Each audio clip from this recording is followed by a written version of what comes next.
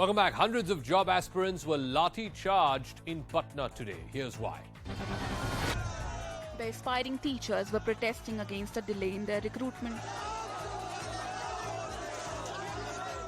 But what unfolded was simply shocking. Patna's additional district magistrate thrashed and dragged a protester who was lying on the ground holding the tricolour. The protesting candidates say they have been awaiting recruitment since 2019.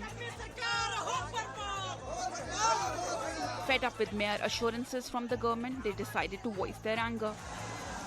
But they were faced with water cannons and lathi charged by the police.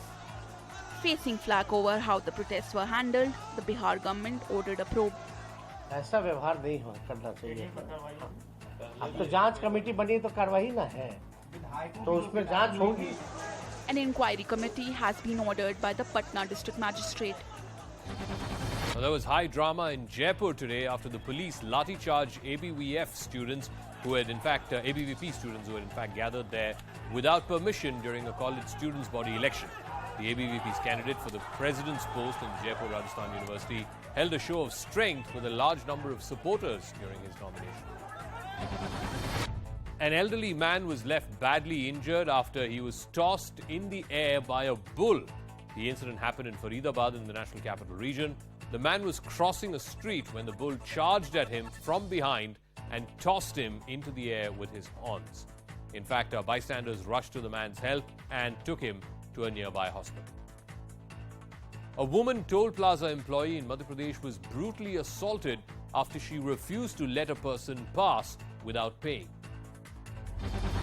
A man walks to the toll booth where the employee is seen standing and slaps her across the face. The woman stumbles for a second, then picks up a shoe and starts hitting the man back. The man tries to grab the toll plaza employee's hand, but she continues to attack him with a shoe. Others had to intervene to try and diffuse tensions. The incident happened at a toll plaza on the Rajgarh-Bhopal road. The man claimed he was a local and hence should be exempted from paying toll, but he didn't have any required documents to back his case. A case has been lodged, but the accused is yet to be arrested. Furthermore, the woman claims the toll plaza has 7 female employees, but no guards.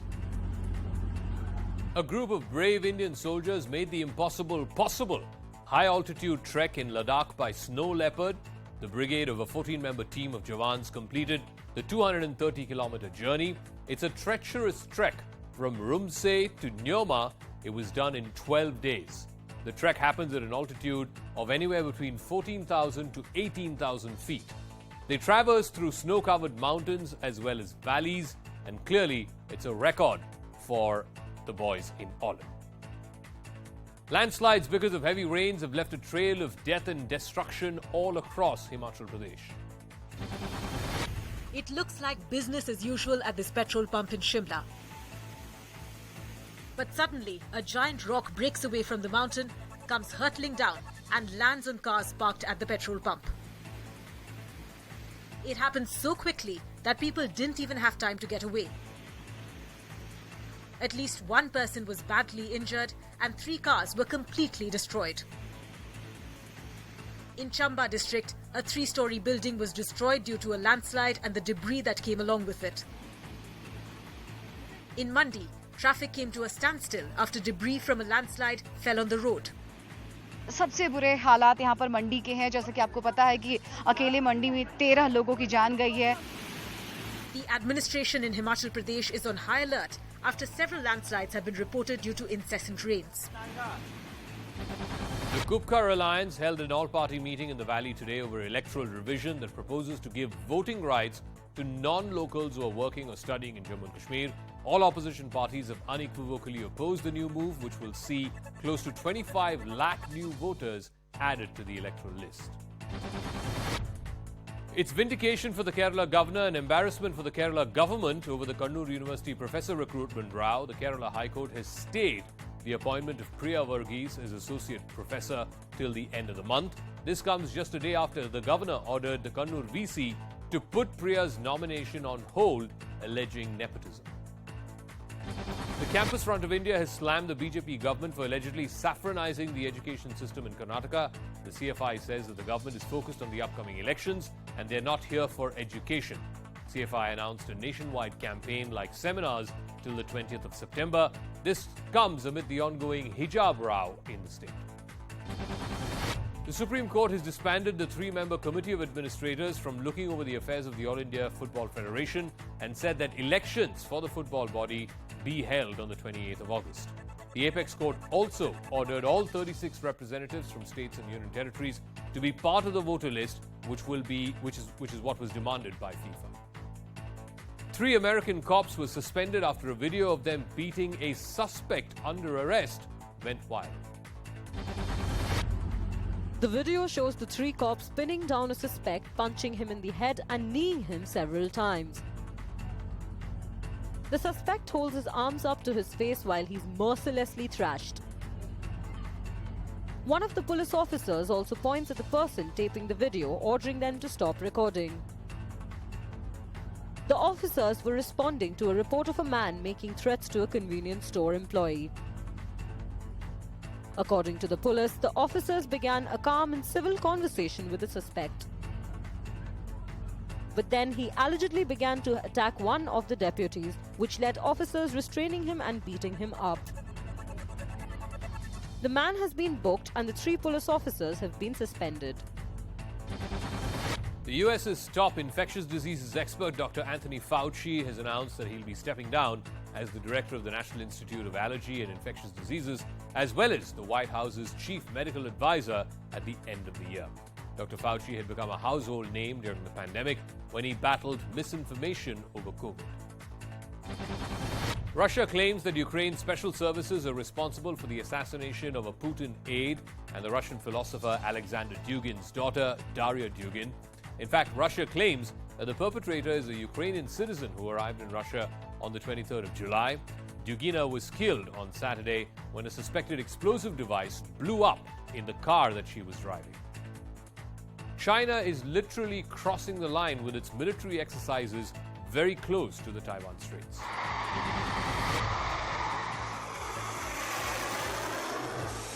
Taiwan claims 4 Chinese aircraft crossed the median line of the Taiwan Strait. The median line normally serves as an unofficial barrier.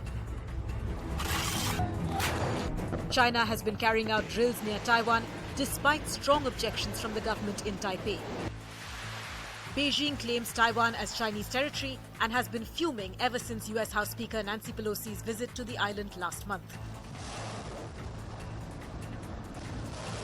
The PLA's Eastern Theatre Command, which is responsible for the region that includes the Taiwan Strait, has held naval and air force drills as a show of strength.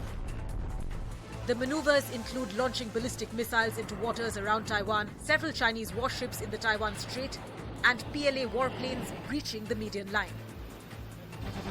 And this is going to make China fume even further. The Indiana governor has met with Taiwan's president during a 4-day visit to the island. Eric Holcomb's visit will focus on economic exchange, particularly semiconductors. This is the 3rd high-profile visit by a U.S. politician to Taiwan in just the last month. Taiwan, meanwhile, is beefing up its semiconductor defenses as China continues to provoke. In fact, 65% of all global semiconductor supply is from Taiwan. Taiwan, in fact, accounts for 90% of advanced chips. In fact, the Taiwan-based TSMC, the Taiwan Semiconductor Manufacturing Company, is the world's largest chip foundry. Taiwan may force Foxconn, which is one of the biggest makers of Apple iPhone, to unwind the $800 million deal with China. Taiwan protects the top engineers from being poached, and this is going to be one big area of fighting between China and Taiwan. Imran Khan has received a minor relief from the Islamabad High Court, which had granted him pre-arrest bail in connection to the terrorism case that was filed against him for threatening army, police and judiciary.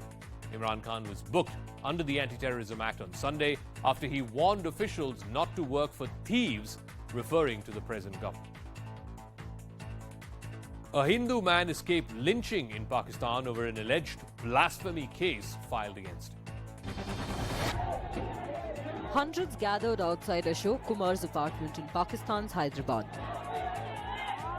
The agitated mob raised slogans and demanded that Kumar be handed over to them. Some even tried to scale the walls of the apartment to try and get a hold of Ashok Kumar. Ultimately, police lathi-charged and dispersed the mob from the spot. Ashok Kumar, a Hindu sanitation worker in Pakistan, was booked in a fake blasphemy case over alleged desecration of the Quran. The complaint was reportedly lodged by a local resident after he had a brawl with Kumar. Many have been lynched over mere accusations due to Pakistan's draconian blasphemy law.